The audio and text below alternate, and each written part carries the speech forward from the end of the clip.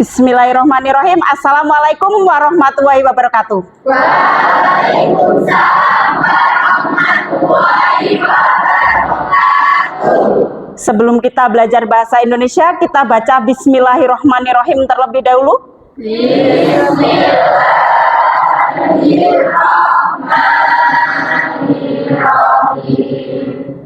Oke, hari ini kita akan belajar tentang menyajikan berita inovasi yang menghibur.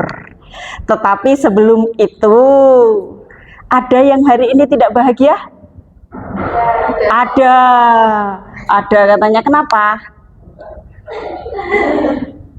Bahagia enggak? Coba lihat dari ujung kaki sampai dada. Dah? Dah. Ucapkan alhamdulillahirabbil alamin. Alhamdulillahirabbil alamin. Kenapa? Karena semuanya lengkap. Boleh lihat temannya? Kasih senyum paling manis. Untuk mengurangi tekanan gula darah gitu ya. Kita serahkan yang manis-manis pada orang lain. Tepuk tangan untuk kita semua. Sekarang katakan, hari ini aku bahagia. Hari ini aku bahagia. Silahkan tertawa yang puas.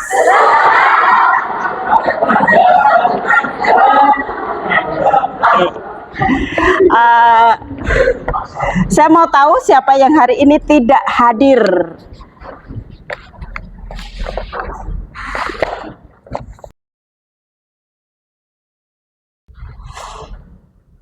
Aprilia, Asbik, Aulia, Azahra, Devi, Diah, Dias, Duratun, Twinov, Erika, Naifa, Nesa, Putri, Rahma, Revina, Randy, Rohmatul, Sukmahadi, Vivi. Hadir semua ya? Lengkap ya? Kan satu kata. Menurut kalian, apa itu berita inovasi? Pernah dengar kata inovasi?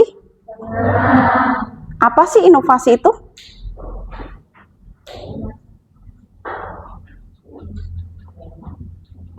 Inovasi apa?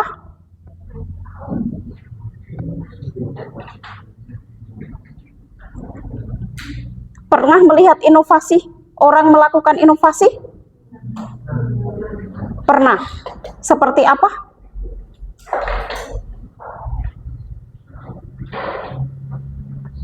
Ada beberapa hal tentang inovasi.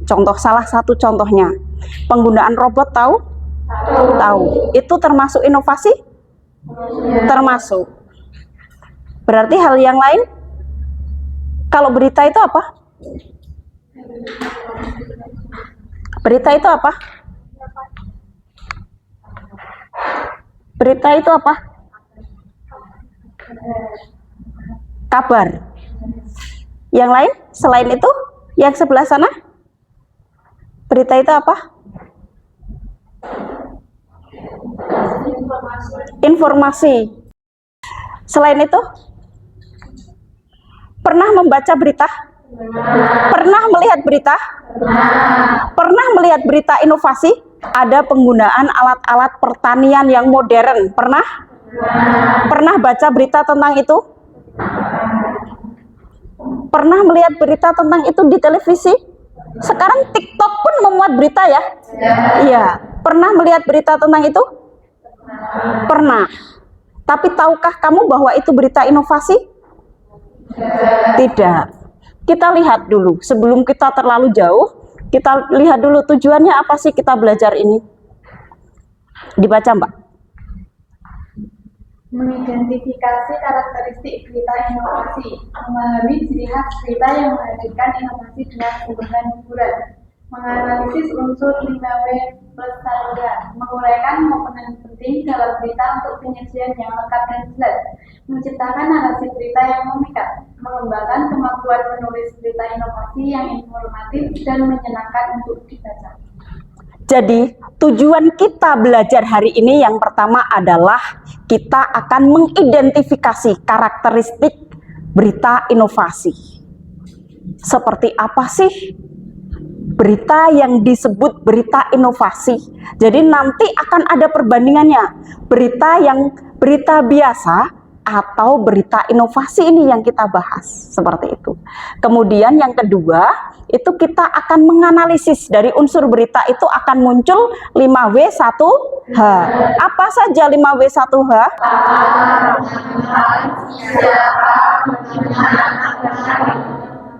Kapan, bagaimana?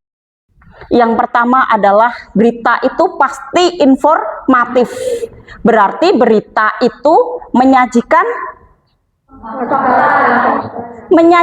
informasi berdasarkan fakta dan data. Kenapa harus fakta? Karena kalau berupa opini berarti itu tidak bisa disebut berita. Kemudian harus akurat, harus tepat, buktikan kebenarannya. Kemudian aktual. Aktual itu apa sih? Berarti aktual adalah sudah dijawab sama Maulidah, terbaru. Aktual itu terbaru. Baik. Kemudian menarik. Kenapa harus menarik? Memotivasi orang lain untuk melihat atau menyaksikan berita tersebut. Kemudian ringan. Maksudnya ringan di sini apa? Bukan berarti berita yang bisa terbang gitu ya. Ya mungkin harapannya seperti itu, bisa terbang, bisa diterima banyak orang sampai mana-mana. Informasi itu menyeluruh, tetapi ringan yang diharapkan itu mudah dipahami oleh siapapun. Ini tadi 5W1H. Kita mulai dari atas. W pertama apa? Terus?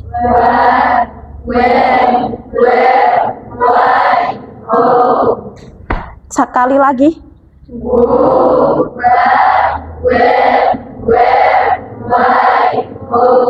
Berarti apanya?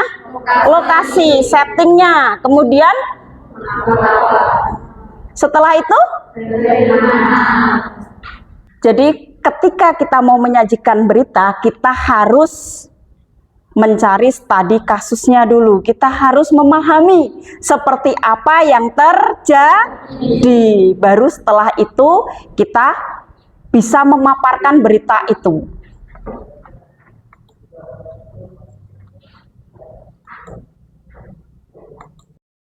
Nah, itu salah satu contohnya. Tapi sebelum kita lebih lanjut, silakan membentuk kelompok.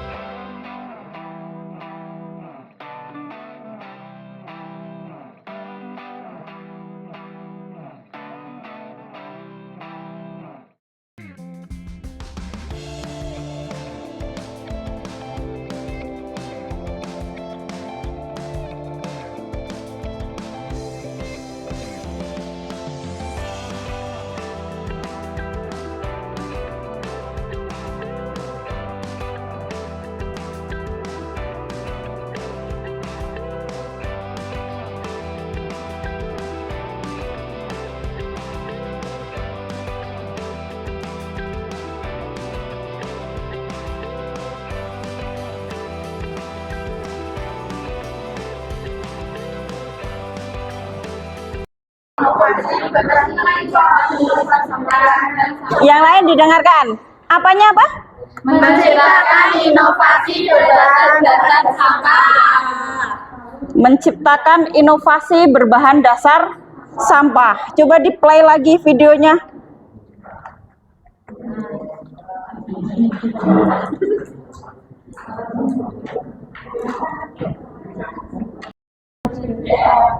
Ada pendapat yang lain? Inovasi bahan dasar sampah menjadi BBN. Apanya? Ada yang lain? Pemanfaatan sampah. Ada kalimat yang lain? Kata-kata yang lain? Kelompok sana? Sama. Ada kata apa yang hilang di situ? Ada kata apa yang hilang?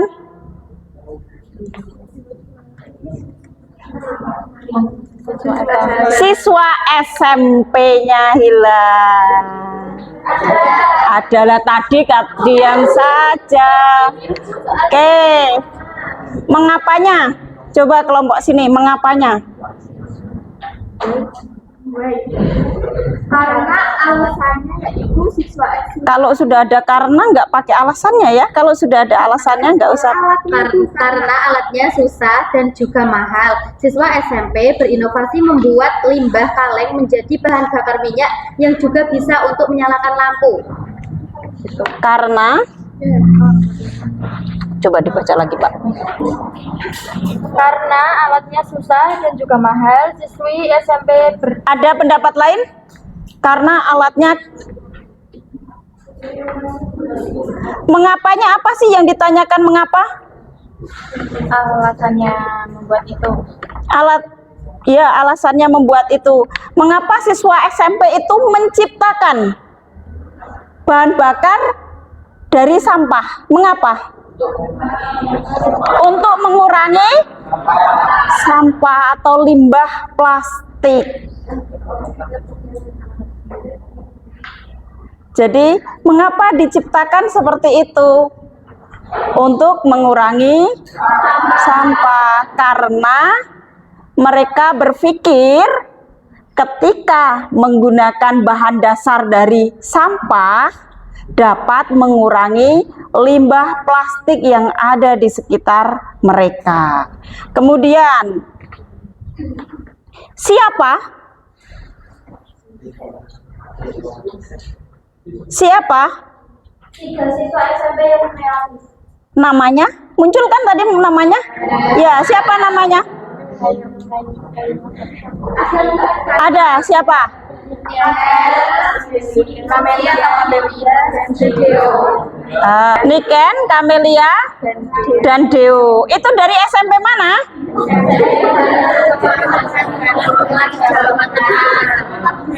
Berarti dijawab lengkap ya. Jadi dijawab lengkap, ada namanya, kemudian ada keterangannya, siswa-siswa SMP.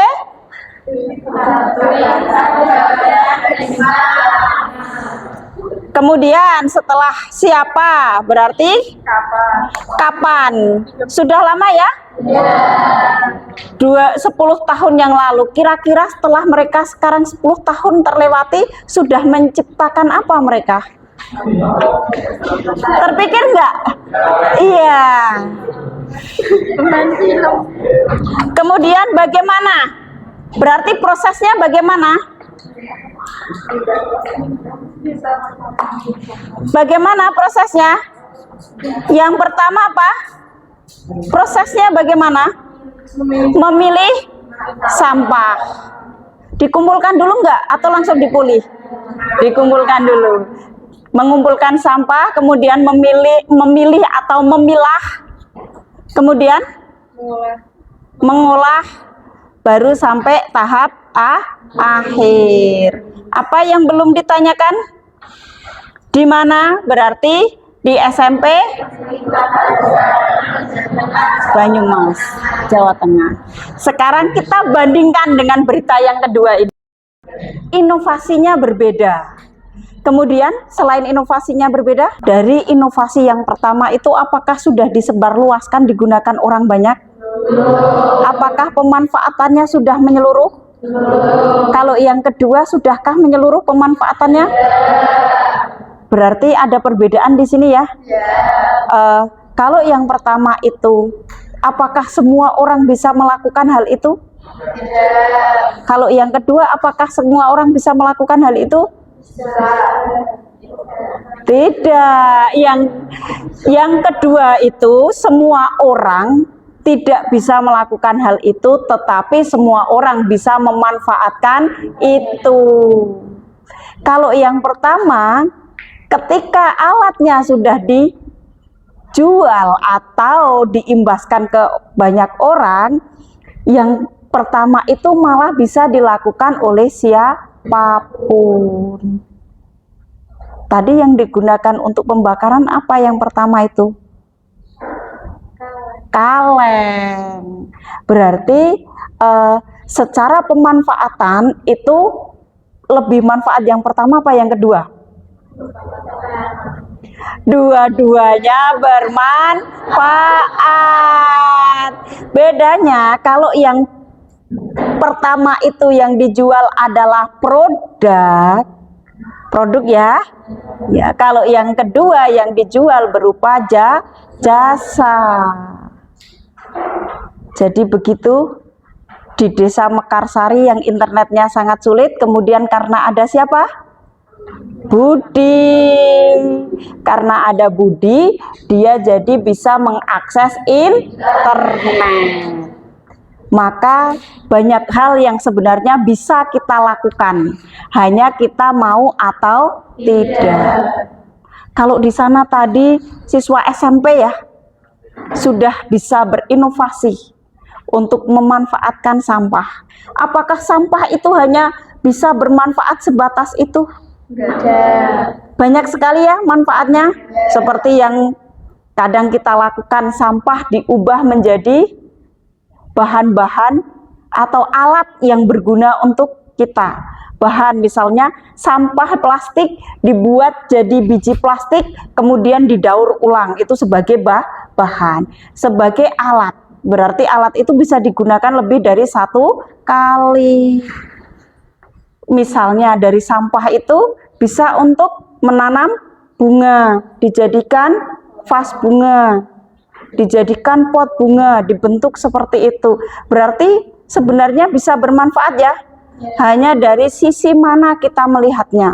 Sampah plastik bekas jajan misalnya, bisa ada ya kerajinan tas yang terbuat dari sampah plastik, ada. Jadi ketika kita menyajikan sesuatu, kita memberikan informasi kepada orang lain, jangan sampai kita salah memberikan sebuah informasi. Jadi kita harus pahami dulu apa yang kita sampaikan agar informasi itu menyeluruh, kemudian bisa diterapkan atau bermanfaat untuk orang lain. Sama seperti sebuah berita. Agar hal yang kita sampaikan itu tadi mudah diterima oleh orang lain, maka dari pembawaan cara pemaparan berita itu harus menggunakan cara-cara atau bahasa yang ringan. Nggak usah pakai bahasa Budiah membawakan berita pakai bahasa sastra misalnya. Pagi ini sampahku kumpulkan. Jadi lucu nggak? Lucu. Aneh nggak orang lain mendengarnya? Aneh. Maka ketika kita menyampaikan berita, itu harus menggunakan bahasa yang lugas, sehingga orang lain mudah mengerti. Kemudian kebahasaan berita itu akan kita bahas di pertemuan yang akan datang. Begitu? Sampai di sini ada yang ditanyakan? Apa manfaatnya kita belajar berita?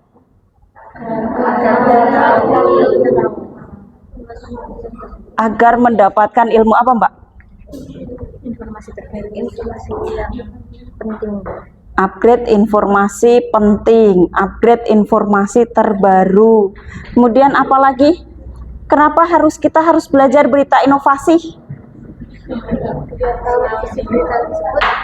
Biar tahu isi berita tersebut sehingga kita bisa apa? Mendapatkan inspirasi. Jadi paham ya sampai di sini kenapa kita harus memahami berita agar informasi yang kita dapat setiap harinya itu update. Anak SMP saja bisa mengubah limbah sampah plastik menjadi bahan bakar. Berarti besok siswa SMK bisa mengubah apa? Mengubah harapan menjadi sebuah kenyataan. Senang nggak kalau gitu? Senang. Dari sini, dari rumah itu jangan saya ke sekolah untuk memenuhi sebuah kewajiban sebagai siswa untuk berangkat sekolah. Tapi dari sininya sudah apa? Ke sekolah untuk apa? Untuk belajar.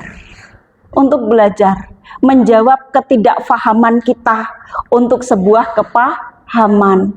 Dari sini, dari berita yang tadi kita saksikan, berita kecil itu, ternyata banyak sekali hal yang tidak kita pahami. Kita hidup di pelantungan ya, hidup di pelantungan, di daerah pegunungan yang katanya orang-orang di daerah kota, kita tinggalnya di pedesaan. Tapi apa yang patut kita syukuri ketika kita melihat berita yang kedua, Mekarsari. Budi Mekarsari. Di desanya Budi yang dari Mekarsari itu ternyata waktu itu 2018 tadi ya, akses internet sulit, nggak ada sinyal. Jangankan untuk belajar daring, untuk video call saja tidak bisa. Jadi ada banyak hal yang perlu kita syukuri, ada banyak hal yang perlu kita pelajari. Jadi dari rumah ke sekolah tujuannya untuk apa? Belajar apa memenuhi kewajiban hanya datang ke sekolah saja? Belajar. Kemudian hari ini sudah belajar berita, apa yang kita dapat? Informasi, pemanfaatan banyak sekali, ada sampah, kemudian sesuatu hal yang ditekuni. Budi itu menekuni sesuatu hal ya, yang pernah dia pelajari akan sangat bermanfaat untuk orang banyak. Orang banyak, tidak hanya orang lain, tapi orang banyak. Berapa banyak yang menerima manfaatnya waktu itu? Satu desa, langsung desa Mekarsari. Ada imbasnya nggak bagi Budi? Ada. Desa Mekarsari mengeluarkan uang nggak bagi Budi? Iya, berapa tadi nilainya? 33.000. Jadi ada manfaat yang kembali lagi kepada kita. Maka ketika kita dari rumah ke sekolah itu tidak hanya tujuannya kita adalah memenuhi kewajiban sebagai siswa, tetapi kita akan belajar untuk diri kita yang bermanfaat. Manfaat ya? Iya. Tujuan pembelajarannya apa tadi? Menganalisis kebahasaan berita. Maka untuk hari ini cukup itu dulu. Ada yang ditanyakan? Tidak. Sudah bisa dipahami? Sudah. Kita ucapkan alhamdulillahirabbil alamin.